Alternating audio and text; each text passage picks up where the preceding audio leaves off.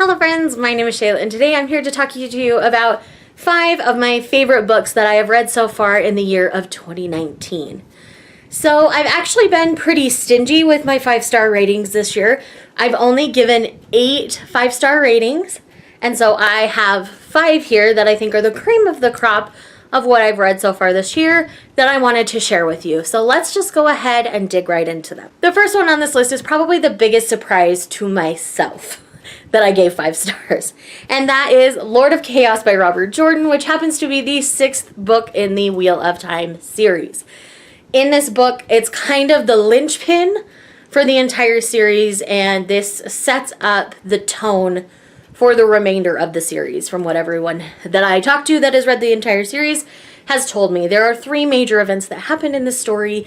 I'm not going to give too many details about what's going on because this is book 6 in a series, but just know that it is a very pivotal book for the entire series. Though I've enjoyed everything up to this point, this is by far my favorite in the series. Now, I have to explain, I've tried to read this book like 3 times before I finally got through it. And I just kept getting distracted by shiny things. And this is one that requires a lot of attention because it is dense and deep and complicated in a lot of ways. But I am so glad that I finally made my way through it because this was fantastic. There was so much political maneuvering and manipulation going on in this novel, and this is great high epic fantasy. This is one I can see why my husband loves this series so much after reading this book. Before then, I was enjoying it, and don't get me wrong, but this book, blew my mind. It was amazing. If you have not given the Wheel of Time series a chance, this is the perfect time. It's actually getting a TV show adaptation coming up, and we're starting to get casting announcements, and it's looking good so far. But yes, this series is amazing. I'm working on book 7 as we speak, and I am really just enjoying the journey that is Lord of Chaos, the Wheel of Time series. But Lord of Chaos was amazing. You surprised too? That it got on my top 5 of 2019 so far. No. The next book here is Styx by Sherilyn Kenyon. This is part of the Dark Hunter series. So again, I'm not going to give too many details about this particular one. Each book seems to center around a particular Dark Hunter. In this one, we are following Styx, Acheron's brother. And if you guys paid attention to my favorite books of 2018, Acheron's book was on the list. This book was just as powerful and just as emotionally moving to me, if not more. Styx's story is tragic and sad and beautiful all at the same time. Styx is a character that I wasn't sure how I felt about through the whole series, and now that I've got his individual honkin' book, I love Styx with my whole heart and soul. He is a fantastic character. Kenyon sure knows how to flesh out these long-living characters that she's got in this series. So if you have not checked out the Dark Hunter series by Sherilyn Kenyon, this is a paranormal romance style series. And honestly, you can jump into this without much context and do okay. But when you have all of the context, I've read them all in order up to this point. I think I'm 1 book past this actually, but I've read them all in order, and when you have that whole overarching story and the world that she has created, it is so much more powerful. But I do recommend at least giving the series a try. Be a little forgiving of it. It did start getting written in the late 90s, early 2000s. So just be kind as you go through. You might run into some tropes that you're not necessarily a fan of, but I promise the series as a whole gets really good as you get to the more modern books. Next we have my favorite retelling that I've read all year. The one that I just finished is a very close second.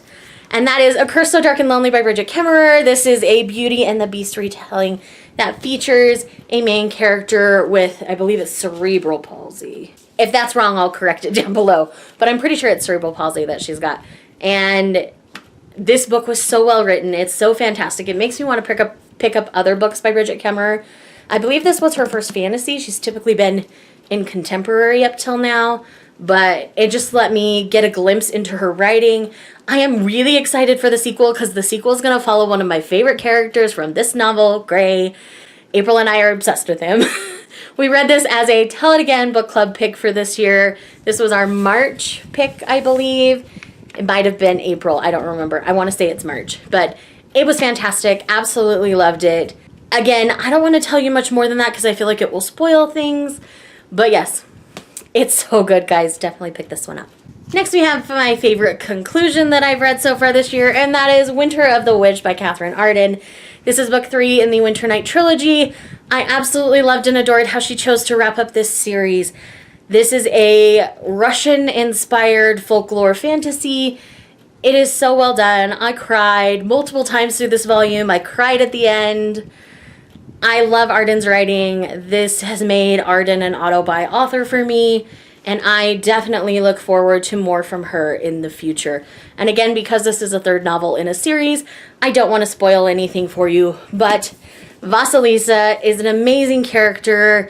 I hope you guys will go and try the Winter Night trilogy, the first book being The Bear and the Nightingale, if you haven't already, because I've talked about this nonstop since I've started reading it. And last but not least, for my top 5 for 2019 so far, is The Gilded Wolves by Roshani Chayefsky.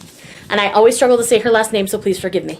This is a late 1800s heist story, and it has a lot of diversity wrapped up in it, and lots of folklore.